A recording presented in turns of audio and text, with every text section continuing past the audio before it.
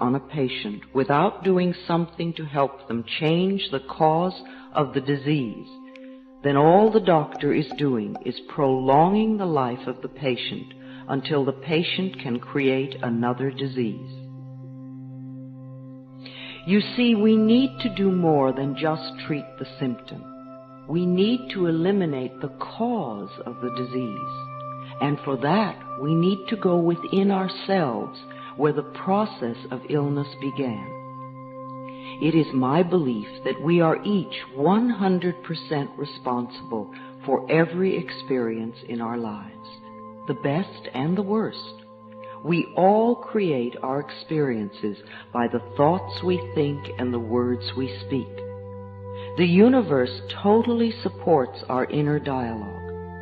Our subconscious mind accepts as truth whatever we choose to believe. You can say it either way. They both mean that what I believe about myself and about life becomes true for me. What you choose to think about yourself and about life becomes true for you. And we have unlimited choices about what we can think. Your current internal dialogue is creating tomorrow, next week, next month, next year, etc. Notice what you are thinking at this moment. Do you want this thought to be creating your future? Is it negative or positive? Just notice and be aware. I am not trying to create guilt for anyone, nor to make anyone wrong. I am making us aware of what is going on inside of us. Many of us who create illness and disease are in fact totally out of touch with what is going on in our minds and in our bodies. We only notice our bodies when we become ill or are in pain. If we do not know what is going on inside of us, how can we ever change? No matter what the problem is, the only thing we are ever dealing with is a thought, and a thought can be changed. All our experiences are just outer effects of our inner dialogue. We can refuse to think certain thoughts. Look how often you have refused to think a positive thought about yourself. Well, you can also refuse to think a negative thought about yourself, too. It seems to me that everyone on this planet that I know or have worked with is suffering from self-hatred and guilt to one degree or another. The more self-hatred and guilt we have, the less our life works. We find we have an inability to speak up for ourselves, and we are always trying to please others. Or we may be angry and explosive all the time. The less self-hatred and guilt we have, the better our lives work on all levels. This includes the health of the body, too. It has been my experience that the very bottom line for everyone I have worked with is always, I'm not good enough. And we often add to this, I don't do enough, or I don't deserve. Does this sound like you? Always saying or implying or feeling that you are not good enough? But for whom? And according to whose standards?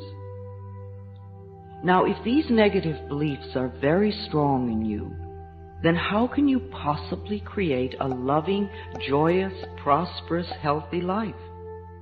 Somehow your subconscious beliefs would always be contradicting these objectives and making sure you do not obtain your goals. I find that resentment, criticism, guilt, and fear cause more problems in our bodies and in our experiences than anything else. These feelings come from blaming others and not taking responsibility for our own lives. Whether we want to change a life experience or a physical problem, the place to begin is to say so.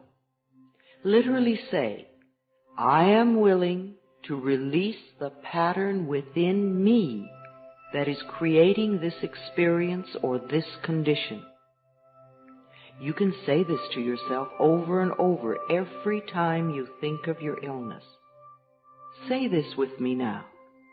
I am willing to release the pattern in me that has created this condition. The minute you say this affirmation, you are stepping out of the victim role. You are no longer helpless. You are acknowledging your own power. You are saying, I may not understand it, but somehow I am beginning to understand that I contributed to creating this problem, and now I take my own power back, and I am releasing it and letting it go. What a powerful statement to have your subconscious mind supporting. As I said, resentment of others, criticism of ourselves, guilt over the past, and fear of the future are the most damaging mental thought patterns we can have. This kind of internal dialogue creates and maintains dis-ease in the body. These thoughts can destroy the body. Fear can contribute to baldness, ulcers, colon problems, and even painful feet, among other things. Criticism, as a permanent habit, can often lead to arthritis in the body. Resentment, long held, eats away at the body and becomes the dis-ease we call cancer. Guilt always looks for punishment and creates pain. Fear comes from not trusting the process of life to be there for us. You know, the most precious thing in our life is our breath. If you did not take another breath, you would not last 3 minutes. Yet you have such faith that your next breath will be there, that you don't even think about it when you exhale. Now, if the power that created us has given us enough breath to last for as long as we shall live, can we not begin to trust that the rest will also be provided for us? The next time you are frightened, think about the abundance of air and say, I trust the process of life to take care of me. Whenever someone is in pain, I know they have created a lot of guilt for themselves. Chronic pain comes from unrelenting guilt, often so buried that we are not even aware of it anymore.